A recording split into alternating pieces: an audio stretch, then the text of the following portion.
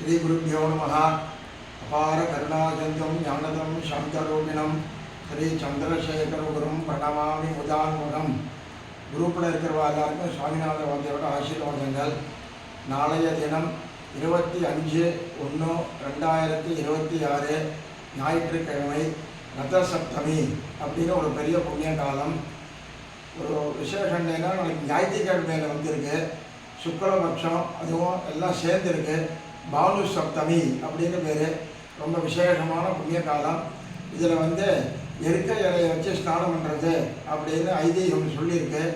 அதனால எல்லாரும் நாளைக்கு காலம்புரை பள்ளி தேய்ச்சி அனுஷ்டானங்கள்லாம் முடிச்சுட்டு ஸ்நானம் பண்ணிவிட்டு மறுபடியும் ஒரு 7 எருக்க இலை, அந்த 7 எருக்க இலை மேலே சோபன அக்ஷதை, மஞ்ச அக்ஷதை, அருகம்பில்லு, கோமயம், பசுஞ்சாணி, மஞ்சள், குங்குமம் இதெல்லாம் வச்சுட்டு தலை மேலே வச்சுக்கணும்.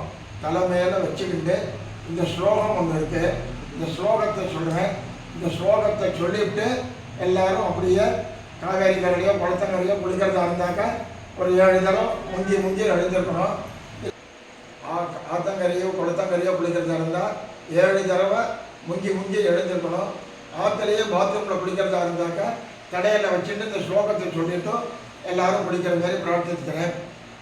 சப்த சக்தி பிரிய தேவி सप्तलोकैक पूजिते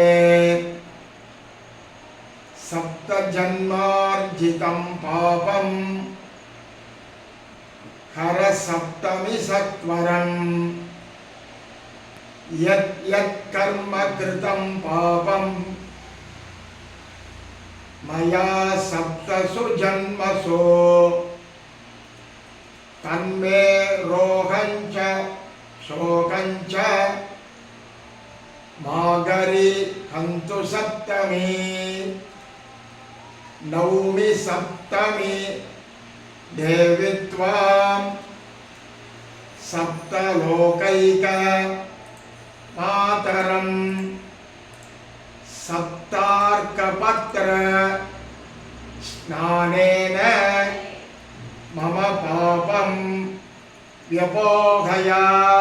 அப்படி இந்த 3 ஸ்லோகத்தை சொல்லிட்டு எல்லாரும் ஸ்நானம் பண்ணிட்டு சூரிய நாராயண பிரார்த்தனை பண்ணிட்டு அதுக்கப்புறம் காப்பி ஊற்றி சாப்பிட்ற மாதிரி கேட்டுக்கிறேன். ஸ்ரீ குருபியோ நமஹ.